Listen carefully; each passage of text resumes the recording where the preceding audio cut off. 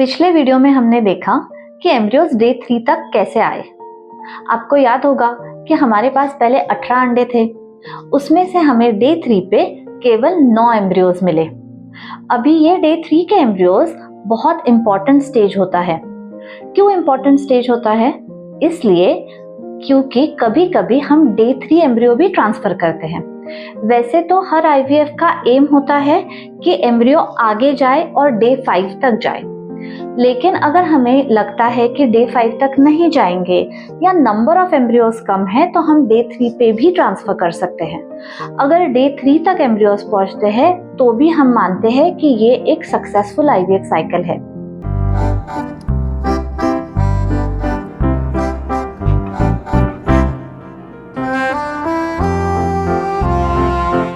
ये डे 3 के एम्ब्रियोज हम वापस माइक्रोस्कोप के अंडर देखते हैं। अच्छे वाले एम्ब्रियोज हम ब्लास्टोसिस्ट के लिए लेके जाते हैं। इसके लिए अलग कल्चर मीडिया भी होता है। डे 4 को वापस एम्ब्रियोज को नहीं देखा जाता और डे 5 को हम बाहर निकालते हैं। डे 5 ये सबसे इम्पोर्टेंट स्टेज होता है एम्ब्रियो के हिसाब से। डे 5 एम्ब्रियो को ब्लास्टोसिस्ट भी कहा जाता है। ये डे 5 के जो एम्ब्रियोज होते हैं, ये अगर हम ट्रांसफर करते हैं तो सक्सेस रेट मैक्सिमम होता है। ट्रांसफर यानी वापस मदर के वूम में डालना, उसे एम्ब्रियो ट्रांसफर कहा जाता है।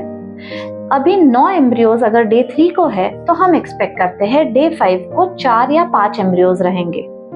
ये 5 एम्ब्रियोज हम छोटे ग्रुप्स में बनाते हैं और फ्रीज करते हैं। जैसे कि अगर 5 एम्ब्रियो है तो हम 2, 2 और 1 ऐसा ग्रुप करेंगे और उनमें से 2 एम्ब्रियोज वापस मदर के वूम में डालेंगे। कभी कभी पेरेंट्स कहते हैं कि हमें किसी भी हालत में ट्विंस नहीं चाहिए, उस केस में हम सिर्फ एक एम्ब्रियो ट्रांसफर करते हैं। लेकिन बाकी के एम्ब्रियोज का क्या होता है? तो बाकी के एम्ब्रियोज फ्रीज किए जाते हैं, यानी वो एक -90 डिग्रीज तक लेके जाके उन्हें फ्रीज किया जाता है। अभी ये एम्ब्रियोज जब फ्रीज होते हैं, they are frozen for life, यानी कभी भी हम उन्हें निकालेंगे तो वो उसी क्वालिटी के रहते हैं। जो डे 5 के एम्ब्रियोज है, उनमें से हम कुछ एम्ब्रियोज फ्रीज इसलिए करते हैं ताकि अगर फर्स्ट आईवीएफ साइकिल फेल हो जाए तो सेकेंड अटेम्प्ट के लिए उस लेडी को वापस सारे इंजेक्शंस ना लेने पड़े, वापस आईवीएफ प्रोसीजर यानी ओवम पिकअप ना करना पड़े। अगर फर्स्ट बच्चा फ्रेश एम्ब्रियो ट्रांसफर से हुआ है तो सेकेंड प्रेगनेंसी के लिए ये जो एम्ब्रियोज हमने फ्रीज करके रखे हैं वो 2 साल या 4 साल बाद भी यूज किए जा सकते हैं। ये कंप्लीटली कपल का चॉइस रहता है। एम्ब्रियो ट्रांसफर होने के बाद नेक्स्ट 14 डेज तक कुछ इंजेक्शंस आपको दिए जाएंगे। 14 डेज के बाद बीटा HCG नाम का ब्लड टेस्ट किया जाता है, जिससे हमें पता चलता है कि प्रेगनेंसी है या नहीं है। अगर आप प्रेग्नेंट हो तो अगले 3 महीने फर्स्ट 3 मंथ्स ऑफ प्रेगनेंसी ये थोड़े से आईवीएफ प्रेगनेंसी के लिए क्रिटिकल समझे जाते हैं और उसमें ज्यादा ध्यान देना पड़ता है। डॉक्टर ने दिए हुए सारे इंजेक्शंस आपको बिना मिसिंग, बिना भूले लेने ही है।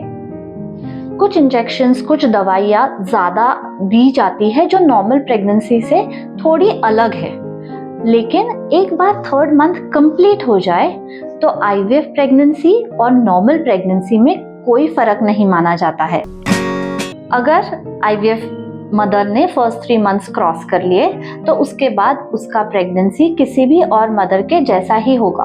कोई डिफरेंट दवाइयाँ नहीं रहेंगी, सब कुछ सेम रहेगा।